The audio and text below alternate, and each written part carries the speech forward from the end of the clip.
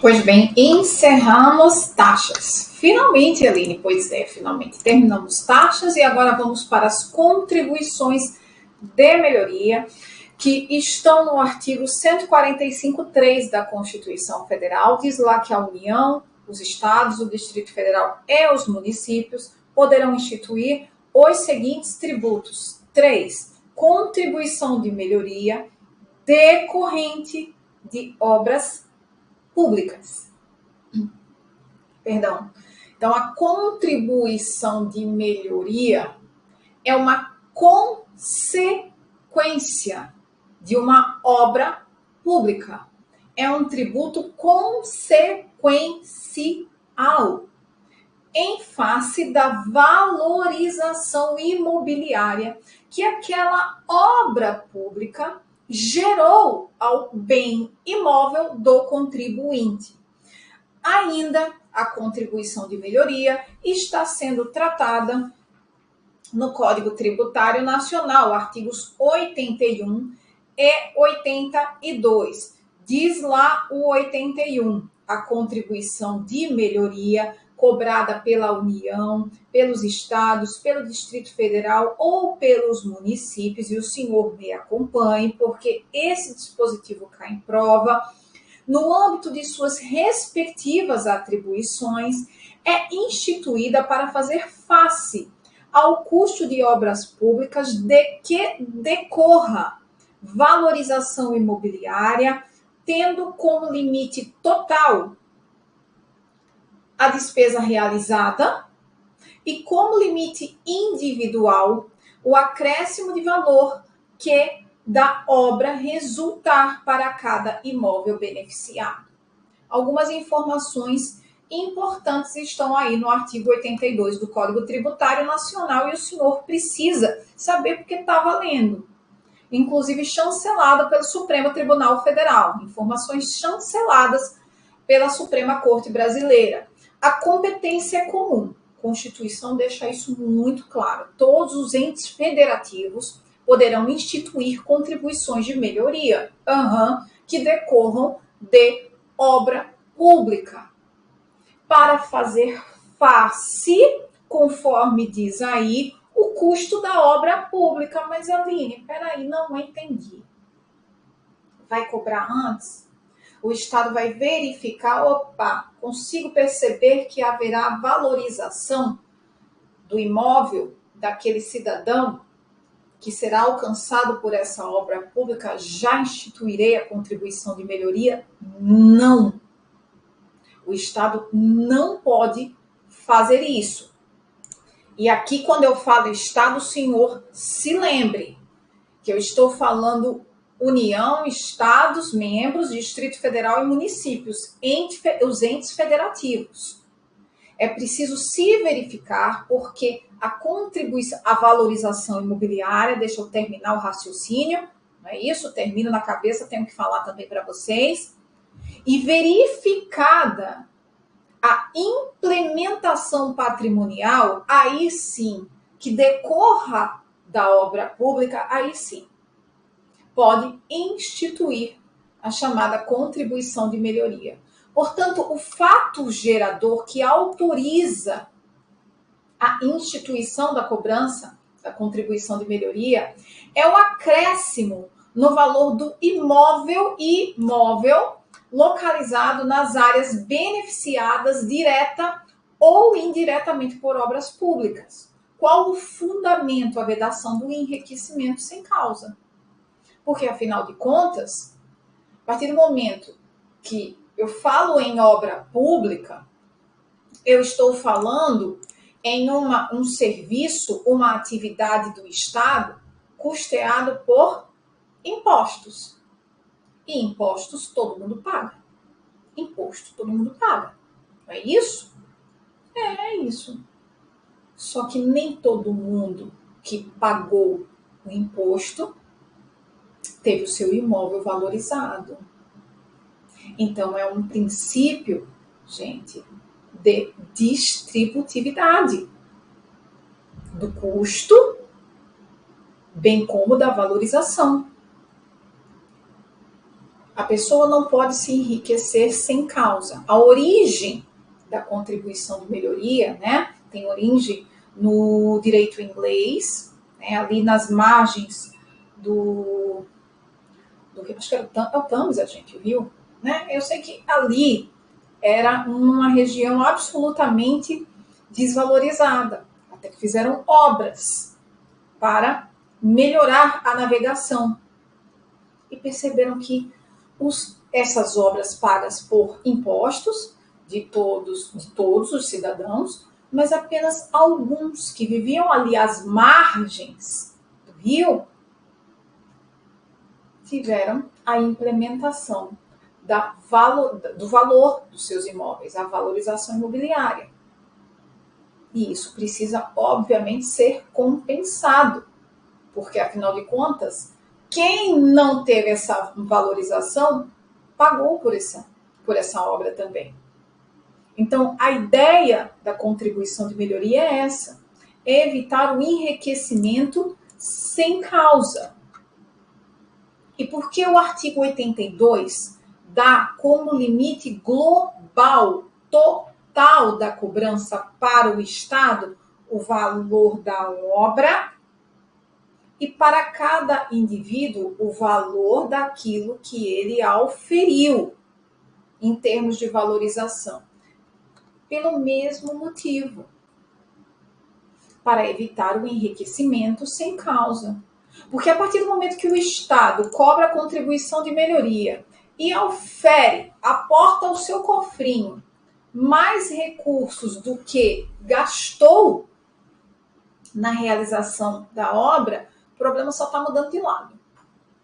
Só está indo do contribuinte para o Estado. O Estado agora que está se enriquecendo sem causa. Não é isso? E a partir do momento que o Estado supera na cobrança aquilo que o cidadão auferiu em termos de valorização, o que existe é uma invasão do direito de propriedade.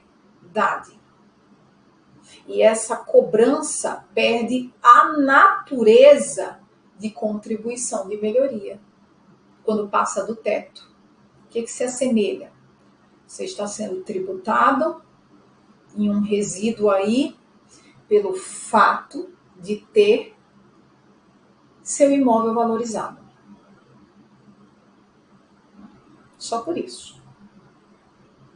Não mais em face do valor que você oferiu de valorização. Percebam isso. E aqui está tudo bem, uma contribuição de melhoria. Aquilo que passa do teto começa a tomar outra forma, porque você não está mais sendo tributado pela valorização no limite. O que sai do limite vira o quê, gente? Imposto. E aí não pode. E é por isso que o CTN e aí desnaturaria a contribuição de melhoria nos termos lá do artigo 4º do Código Tributário Nacional. E é por isso que o artigo 81, ele traça aquilo que é chamado de duplo limite. Dupla limitação. Existem duas limitações para a instituição da contribuição de melhoria. O limite geral, total, que não pode exceder o custo da obra, e o limite individual, valor correspondente à valorização do imóvel. A base de cálculo, o quanto de valorização experimentado pelo imóvel. Essa é a base de cálculo. Então, se o seu imóvel valia 100 mil e após a obra, que a obra é o que vai gerar a valorização imobiliária e vai autorizar a instituição da contribuição de melhoria. O seu imóvel passa a custar 120 mil, qual a base de cálculo da contribuição de melhoria? 20 mil. A diferença entre o que ele valia e o que ele passou a valer depois da obra. Não é isso? Já falamos sobre isso, somente pode ser cobrada após o término da obra, o que absolutamente confirma a natureza não vinculada da receita da contribuição de melhoria.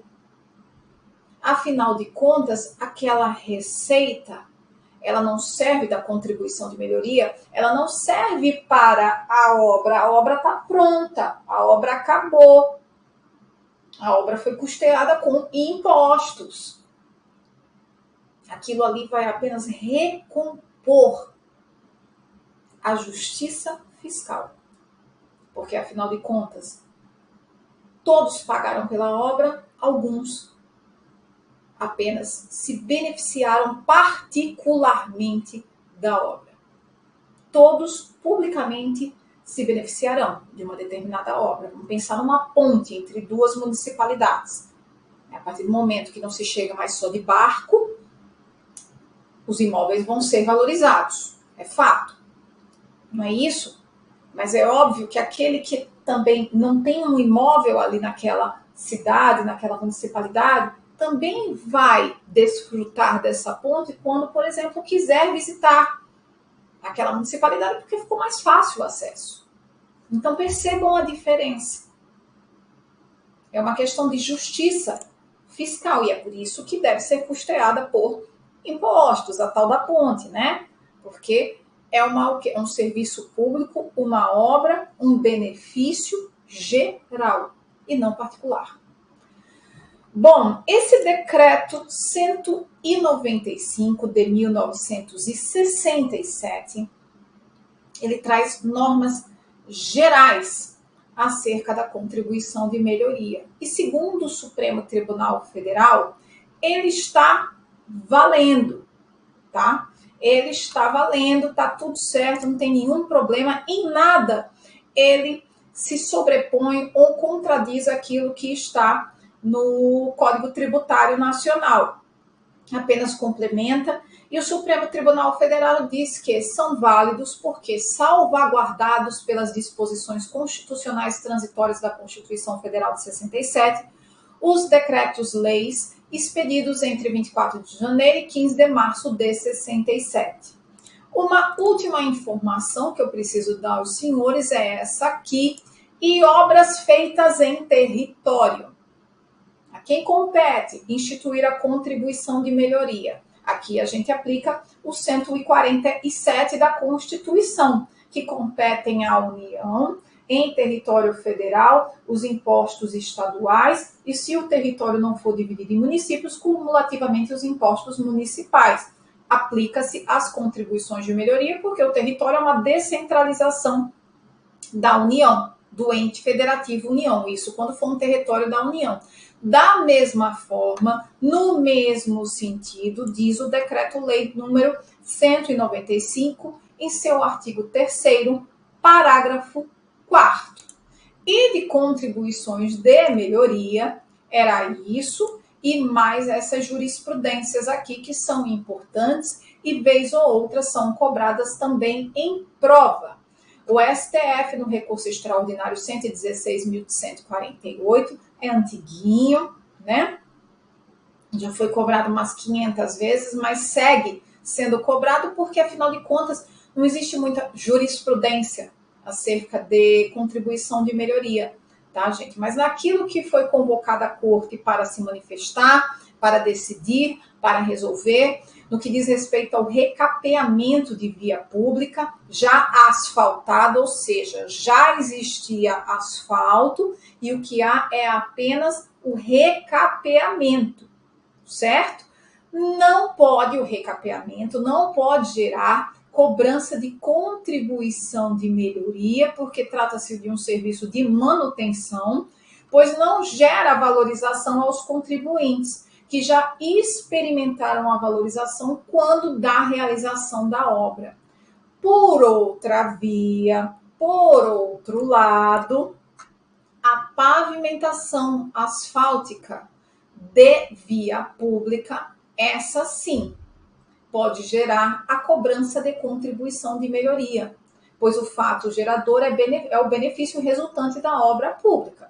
E aqui me parece realmente muito mais claro, né, gente? Você sai de uma rua de barro para uma rua asfaltada, o asfalto ele dá uma valorizada, né, mínima que seja, no imóvel. E aqui, sim, eu saio de uma situação para outra, do barro para o asfalto, do barro para o paralelepípedo.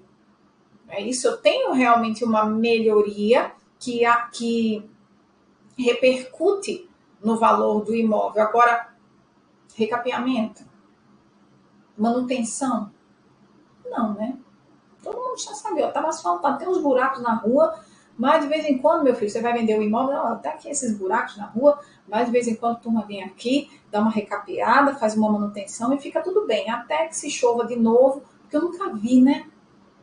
Sei qual é o tipo de asfalto que se usa no Brasil, gente, porque tem lugares que basta dar uma chuvinha, não precisa nem ser muito forte, acabou. Acabou. Abriu uma cratera, um buraco, né, enorme. E aí precisa ser feita a manutenção, o recapeamento. Mas isso não gera o pagamento de contribuição de melhoria. E de contribuição de melhoria era isso. Vamos para os empréstimos compulsórios, que estão lá no 148 da Constituição, seguem do jeitinho que eram desde 1988, né? Força Guerreiro é um dos dispositivos que é originário da Constituição de 5 de outubro de 88, e é isso. 132, emenda constitucional 132. Deixa eu dizer uma coisa para vocês. A emenda constitucional 132, ela mais acrescentou, especialmente em face, né, de alguns realmente desvios do nosso sistema que precisavam ser corrigidos, algumas complexidades, especialmente em face das espécies tributárias inseridas. Mas as outras espécies tributárias, vocês perceberam? A gente estudou taxa, segue sendo ela, né? A gente estudou contribuição de melhoria da mesma forma. A parte teórica desses tributos segue sendo que eles são da mesma forma as demais espécies tributárias, é no que diz respeito a algumas especificidades em face dos impostos inseridos. Pois bem, vamos lá para o que interessa. Artigo 148 da Constituição Federal. O senhor me acompanhe, porque a leitura e o entendimento dele é importantíssimo. É a base para entender o empréstimo compulsório. A União, mediante lei complementar, já grifa aí, mediante lei complementar, empréstimo compulsório demanda a edição de lei complementar. Aline, eu confundo isso. Sabe no que eu confundo? Eu sei, com 154, não é isso? Vai lá no 154. Porque o 154, ele diz, a União poderá instituir o residual no inciso 1 e ele exige lei complementar. E o extraordinário de guerra, que não exige lei complementar, e a gente já viu isso, e esse assunto está encerrado. Mas quando eles caem na prova, sabe, Aline, eu leio a Constituição, assim, pensando em qualquer coisa, menos no que eu estou lendo, e às vezes passa batida essa informação de entender que quando eu falo em empréstimo compulsório, seja em face do fato autorizativo do inciso 1 ou do inciso 2, do primeiro ou do segundo, eu vou precisar de lei complementar. Empréstimo compulsório, a lei complementar está no caput. 154 está apenas no inciso 1, no imposto residual da União. Não esqueçam isso, não façam mais essa confusão.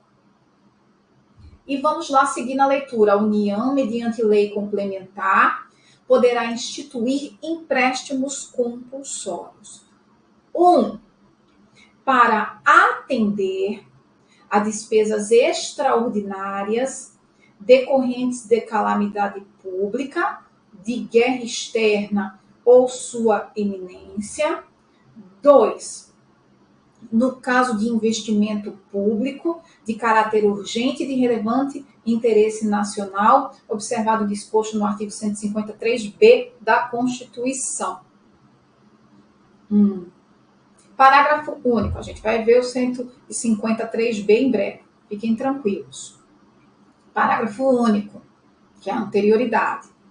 Parágrafo único. A aplicação dos recursos provenientes de empréstimo compulsório será vinculada à despesa que fundamentou a sua instituição.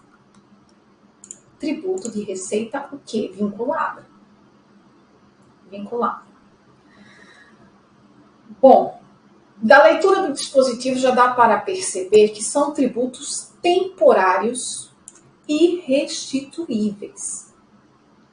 Por isso o nome, empréstimo compulsório. Em que pese, né, no direito financeiro, aqui não, a gente está no tributário, vamos ficar de boa, vamos aceitar que o nome é esse, tá? Mas no direito financeiro existe uma discussão, olha, se é empréstimo, não pode ser compulsório, porque afinal de contas eu só empresto a quem eu quero. Se é compulsório, não pode ser empréstimo, exatamente pela mesma razão. Então existe uma contradição no nome do tributo, mas a questão é que o nome dele é esse, a Constituição positivou o nome do bichinho e vamos aceitar. Afinal de contas, né? Não é só o nome desse tributo que é equivocado. Tem muita gente com nome equivocado no mundo e a gente aceita. A gente vive chamando, não é isso? Então pronto, a gente até ri em um dado momento, mas não pode fazer isso, tá? Não pode. Então é isso. Empréstimo compulsório é um tributo temporário e restituível. Temporário por quê? Porque ele, vai atender despesas extraordinárias, não ordinárias. Despesas ordinárias, dentro do modelo fiscal de Estado, quem atende são quem especialmente? Os impostos. Extraordinária e só essas aqui. Tá? Só essas aqui. Decorrente de calamidade pública, que a gente verificou um tempo desses, de guerra, mas o Estado não instituiu, a gente verificou a calamidade pública, não é isso? Poderia ter instituído? Poderia. Mas ia fazer? Não, porque quer ir para o céu. Sabia que muita gente ia mandar para o inferno, né? Mas é isso. De guerra externa e sua iminência. 2, no caso de investimento público de caráter urgente, o investimento público não pode ser um investimento ordinário orçado lá na lei orçamentária, mas de caráter urgente e de relevante interesse nacional. Parágrafo único. A aplicação dos recursos provenientes de empréstimo compulsório será vinculada à despesa que fundamenta a instituição. Receita vinculada e ele será o que? Restituído. Fato gerador do empréstimo compulsório. Qual que é, gente? 148, incisos 1 e 2, Aline. Não. O que eu tenho no inciso 1 e no inciso 2 são os fatos, as circunstâncias que, uma vez verificadas, autoriza a instituição do empréstimo compulsório. Então, o fato fica a critério de quem? De quem detém a competência. O fato da vida, a circunstância, o ato, fica a critério de quem detém a competência para instituir o empréstimo compulsório. Porém, ele só pode ser instituído quando verificadas as circunstâncias do inciso 1 ou do inciso 2. Então, o inciso 1 e o inciso 2 da Constituição não é a hipótese de incidência tributária, não é o fato gerador da obrigação tributária. A União, segundo o Supremo Tribunal Federal, uma vez instituído um empréstimo compulsório e houve uma situação em que foi reconhecida essa natureza de empréstimo compulsório a uma cobrança da União, disse que deve ser devolvido em dinheiro e corrigido monetariamente. Isso está no recurso extraordinário 175.385, lá do estado do Ceará. Bom, deem uma olhada comigo aí no artigo 15 do Código Tributário Nacional, que diz o seguinte: somente a União trata, tá, dos empréstimos compulsórios. Somente a União, nos seguintes casos excepcionais, pode instituir empréstimos compulsórios. 1. Em face de guerra externa ou sua iminência. 2. Calamidade pública que exija auxílio federal impossível de atender os recursos orçamentários disponíveis. Lembra lá do que eu falei? A obra não pode estar, o investimento não pode estar orçado, não, porque aí ele perde a característica de extraordinariedade. 3. Conjuntura que exija a absorção temporária do poder aquisitivo. Duas informações importantes. Estado de calamidade não precisa ser decretado para que a União institua o empréstimo compulsório. E esse artigo 15, inciso 3 do CTN. Preciso tomar água. Isso daqui é constitucional? Isso daqui, lembre isso daqui. E a gente vai tomar uma água, que vocês viram que eu estou precisando agora, e volta já.